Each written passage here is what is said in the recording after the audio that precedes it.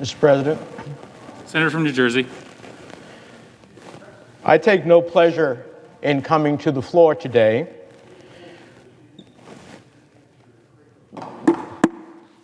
The order in the chamber. Senator from New Jersey is recognized. We in the Senate take pride in our decorum and our sense of comedy with each other. So much that we often twist ourselves into pretzels to avoid saying anything that might be interpreted as a criticism of another senator. Yet there comes a time when these verbal gymnastics simply won't do. You're either going to speak the truth or fail to do justice to the values you hold dear.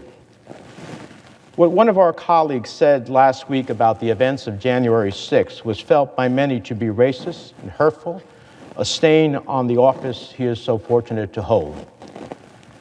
Look, I get no one likes to be called racist, but sometimes there's just no other way to describe the use of bigoted tropes that for generations have threatened black lives by stoking white fear of African Americans and black men in particular. On a radio show, our colleague explained that he never feared for his safety during the January 6th insurrection of the U.S. Capitol. But make no mistake, under different circumstances, he would have been afraid. He said, and I quote, "Now, had the tables been turned," now, Joe, this will get me in trouble, "had the tables been turned and President Trump won the election and those were tens of thousands of Black Lives Matter and Antifa protesters, I might have been a little concerned." Is that not racism, Mr. President? And I don't think the senator is ignorant of the fact that for centuries in this country, white supremacy has thrived on using fear to justify oppression, discrimination, and violence against people of color.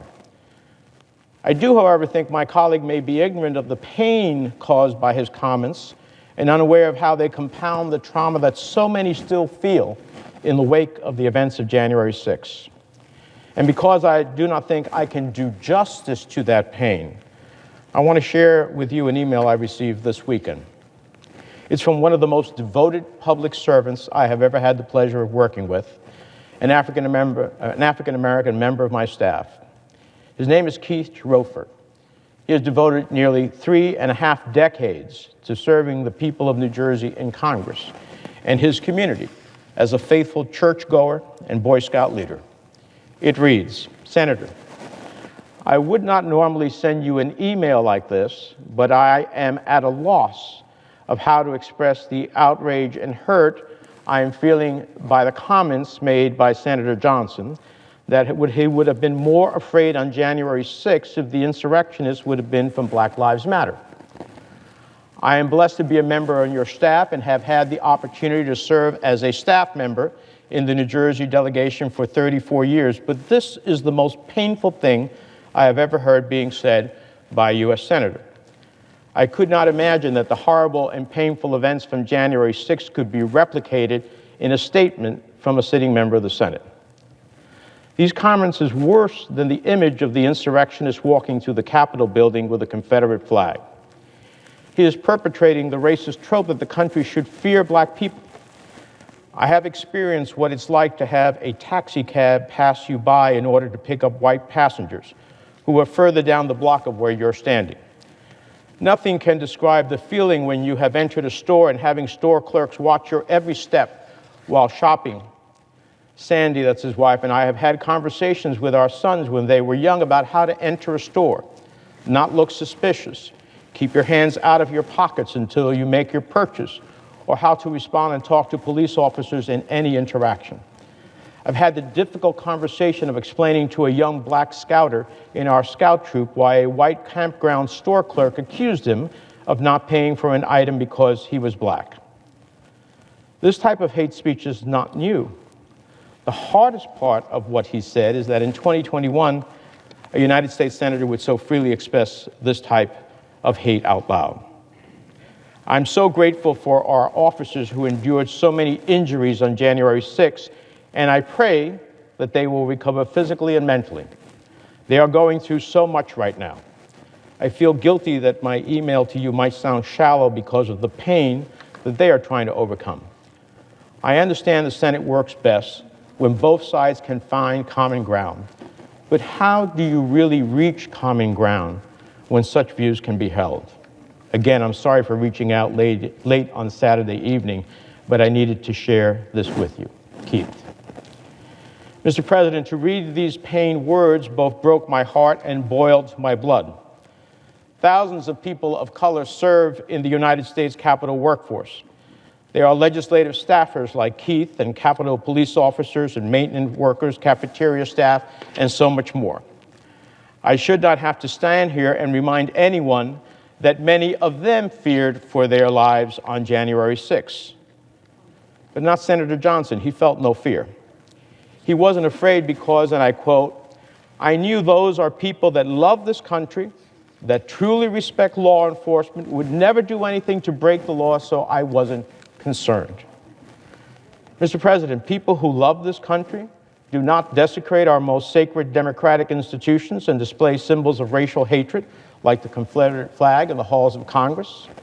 People who respect law enforcement do not assault Capitol Police officers, beat them within inches of their death, and hurl ugly epithets like officers of color. People who would never do anything to break the law, would not try to overturn the rule of law, plot to kill elected officials, and stop the peaceful transfer of powers instructed by the Constitution of the United States. Now, I know what some right-wing media pundits and some of my Republican colleagues will say. They say it every time that they are asked to accept some responsibility for perpetuating the lies told by President Trump that inspired the violent events of January 6th. They say, what about Black Lives Matter? They say, well, what about it? Well, I say, well, what about it? The violent picture they paint of this movement could not be more divorced from reality. At this point, several reputable studies have confirmed that the protests launched in the wake of George Floyd's chilling murder were overwhelmingly peaceful. I repeat, the Black Lives Matter movement is overwhelmingly peaceful. I know many people don't care about facts these days, but it is the truth. One study out of Harvard University analyzed 7,305 Black Lives Matter protests. The conclusion? Allow me to quote Professor Erica Chenoweth. She said, quote, only 3.7% of the protests involved property damage or some form of vandalism. Some portion of these involved neither police nor protesters, but people engaging in vandalism or looting alongside the protests. In short, our data suggests that 96.3% of events involved no property damage or police injuries, and in 97.7% of events, no injuries were reported among participants, bystanders, or police. Likewise, the Armed Conflict Location and Event Data Project, an organization I might add is partially funded by the U.S. Department of State's Bureau of Conflict and Stabilization Operations, examines 7,750 different Black Lives Matter demonstrations across the nation last summer. They found just 3% of those protests associated with any violence or property destruction whatsoever.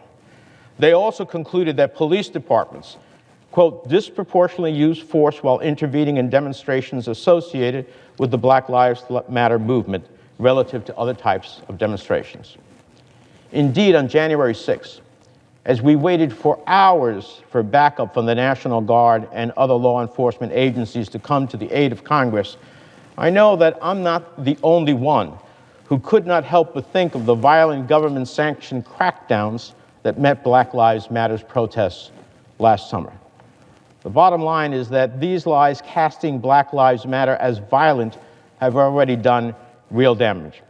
They have convinced millions of Americans that they should fear those who march under the banner of this movement for justice, when really it is the resurgence of violent white supremacy that should be Americans' real cause for alarm. Indeed, last October, the Department of Homeland Security issued a report confirming that white supremacists pose the most lethal domestic terror threat to the American people. And research from the Center for Strategic and International Studies finds that white supremacists and their sympathizers carried out 2/3 of terrorist plots and attacks in 2020. In the weeks since January 6th, we have learned that far-right extremist groups that regularly preach white supremacy, such as the Oath Keepers and the Proud Boys, played a major role in plotting and executing the attack on the U.S. Capitol. Every member of this body owes their lives to the sacrifices made that afternoon by Capitol Police officers, including officers of color. At least 100 officers were physically injured in the January 6th attack. One officer, a veteran and fellow New Jerseyan named Brian Sicknick, later succumbed to the injuries he sustained. 2 others subsequently committed suicide. And hundreds of officers now carry with them invisible scars from the trauma they endured that day, scars that may not fade for years or even decades. One of our colleagues to cast those who attacked the Capitol as harmless patriots while stroking fear of Black Americans is like rubbing salt in an open wound.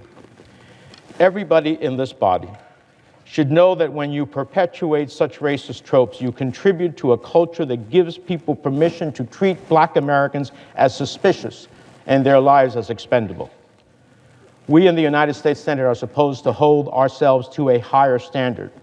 We're supposed to advance America's long march towards a more perfect union, not coddle and cater to those who would take us backwards. And we are supposed to stand up for the truth.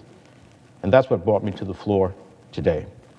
I hope members of this body on both sides of the aisle will join me in making sure that we do not debase the institution and the people we are called to serve, all the people for which so much pain has existed for years and exists still today. With that, Mr. President, I yield the floor.